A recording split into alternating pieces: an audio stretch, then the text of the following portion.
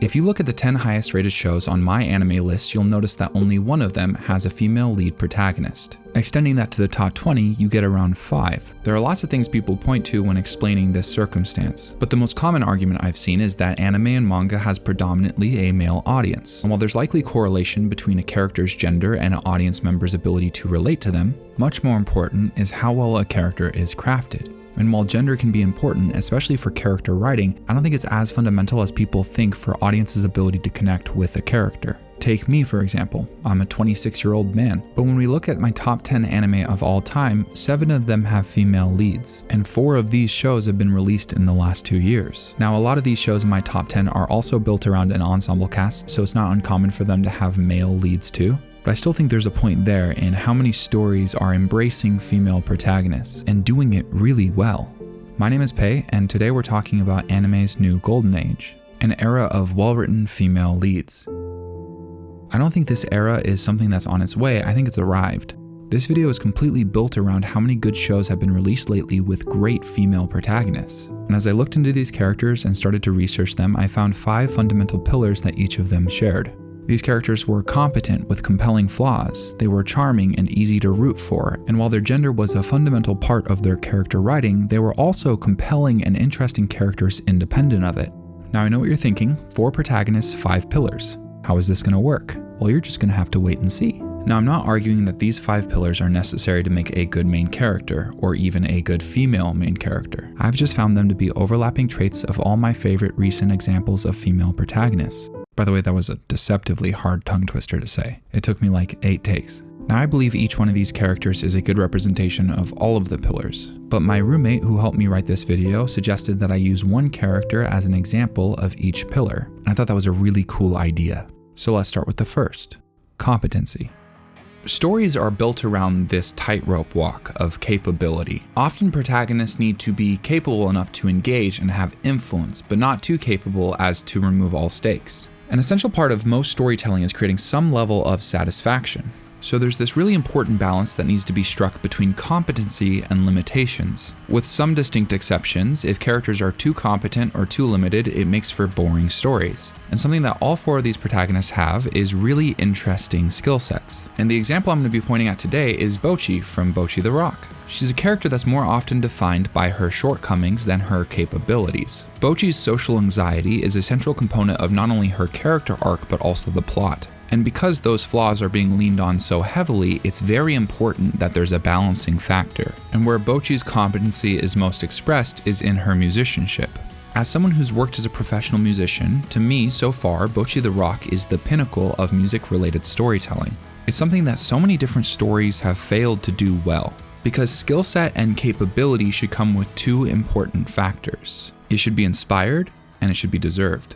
Bocchi's musicianship is central to the plotline of the story. Bocchi's choice to play the guitar comes from a very motivated place. It's set up really well by this duality, overwhelming social anxiety conflicting with a deep urge to be accepted and to engage. A dream of being able to sit comfortably in the limelight, but a deep, overwhelming discomfort at the idea. Bocchi's inspiration came when she was a young girl who saw a musician on TV who was capable of being an introvert but still sitting comfortably in the limelight. So in response, she chose to pursue developing that skill herself and spent years working towards that goal.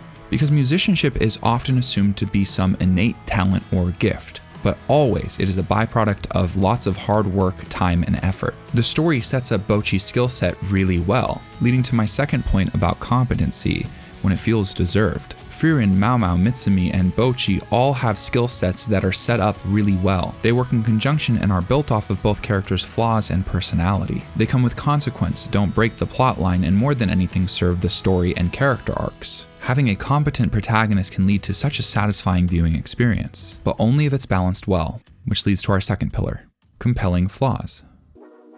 The reason I chose Bocchi to talk about with the first pillar is because while she was more defined by her flaws, competency was an incredibly important balancing factor for making a compelling character. And to highlight the inverse, let's look at an incredibly competent character who is balanced by her flaws. Mao Mao from Apothecary Diaries. This show does not hold up nearly as much as I thought it would. Now, don't get me wrong, it's fun and engaging with outstanding characters, and I really enjoyed it in my first watch through, and even in revisiting it, I enjoyed it as well. But the main gimmick is this episodic Sherlock Holmes-esque detective story, where Mao Mao is capable of using her skill set to unearth some sort of mystery. The problem is those mysteries do not hold up in retrospect. Other detective shows do the mysteries much better than Apothecary Diaries does. Actually, kind of across the entire show, it felt like there was no depth in the second viewing that I didn't see in the first, with one exception, which is why I love the show as much as I do. I would argue that Apothecary Diaries isn't as well-rounded as the other shows that I had on my list, but it made the list because I liked the character writing so much. And at the forefront of all of this is Mao Mao as the protagonist. Her character is just so sick, I love the way she's written so much. And while obviously centered to that is her capability, it's balanced by her flaws. Anime is no stranger to making overpowered characters that seem too perfect. I think it's a very uninspired way to write a character. And I think one of the best places to look when it comes to character writing is how will they play around faults. When there are personality traits and skills that benefit a character, it's really cool for it to also function as a double-edged sword. There's this fantasy author named Brandon Sanderson that I quote a lot, and one of my favorites was when he was talking about magic systems. While what a magic system can do is interesting, it's more interesting what it can't do. And I think that's even more true with characters that are hyper-skilled. Look at Western media. Sherlock Holmes and House are perfect examples of highly flawed individuals who in their world are really good at what they do.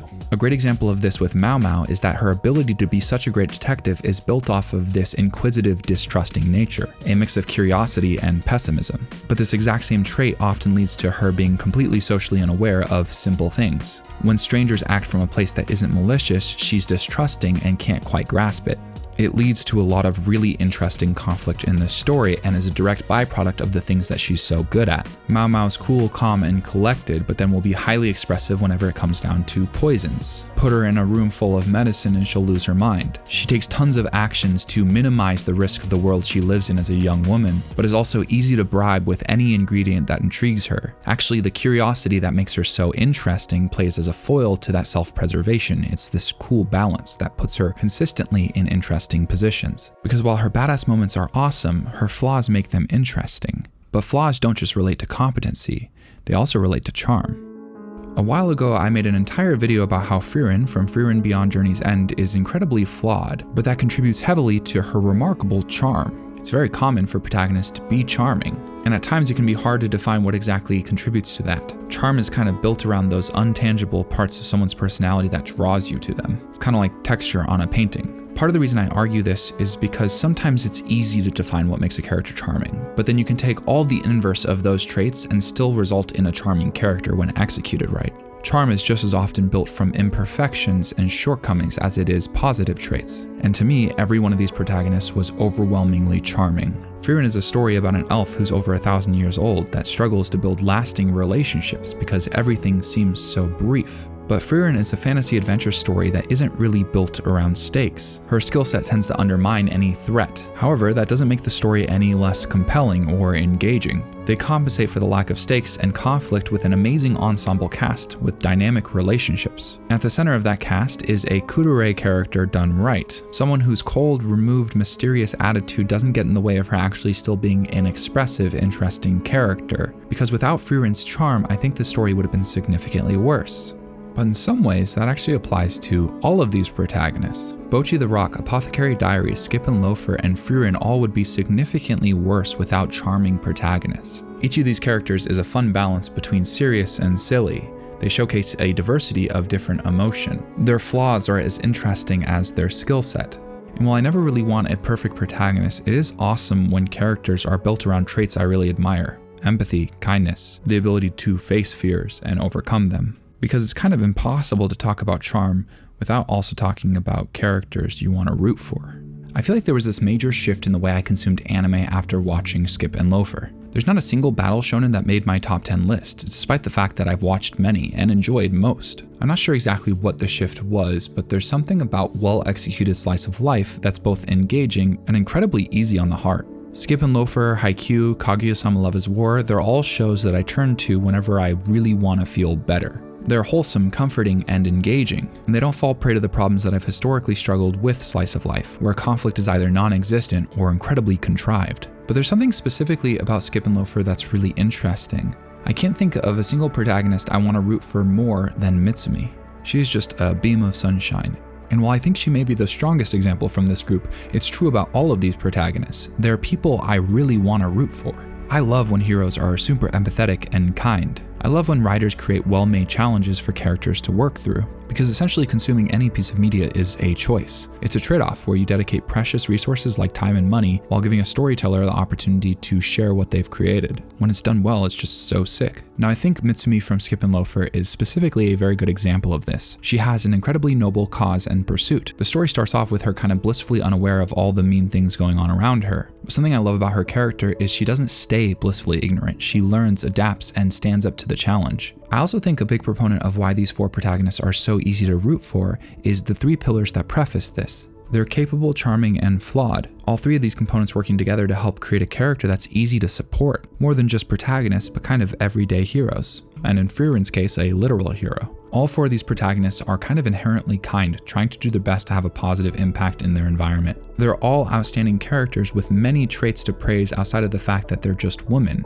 But being women is also important to the way they're written, which leads to the fifth pillar. The amount of impact that gender has on each one of these characters' stories is different. Mao Mao's entire world and plotline are heavily influenced by the fact that she was a young woman born into her society. Frieren, on the other hand, is a fantasy world built with almost no implicit bias. But while gender plays a different role in each story's plot, it's well factored into all four of these protagonists' character writing. All of these characters have been praised numerous times online by many different creators. Take for example this great anime YouTuber named Inaku, who talks about this subject a lot. Inaku. I've seen a couple of her videos breaking down female characters in anime and enjoyed each one. Even about a month ago, she beat me to this kind of premise for a video, literally comparing female protagonists in Frieren and Mao Mao. I've been sitting on this video idea for a couple months, but it was really cool to see someone else land in literally the exact same spot. It was also interesting how we explored the idea in such different ways. It's a good video. If you like this topic at all, you should check it out. I'll put a link in the description. But the point I'm trying to make is that both her and I love these characters, and I think that's representative of their quality. I feel very grateful that I have the opportunity to watch and analyze media. The fact that I can put together videos and make a career from it is really cool. But that's only possible because I'm attaching myself onto fantastic pieces of art. Part of the reason I chose to make video essays about anime is because the opportunity to talk about things felt endless. There are so many good shows and characters, things to explore. And standing right in the forefront of every story we consume are protagonists. I feel like we're getting such a wide range of characters and stories. Anime is not cheap to create. It takes tons of time, effort, and energy. So naturally, things fall through the cracks. That's part of the process. But it feels like the average quality of shows being released lately is just constantly rising. It's really cool that characters so well written like these are starting to become more the norm than the exception. And I can't imagine I'm the only one noticing it. So cheers to all the well-written characters out there, especially well-written female protagonists.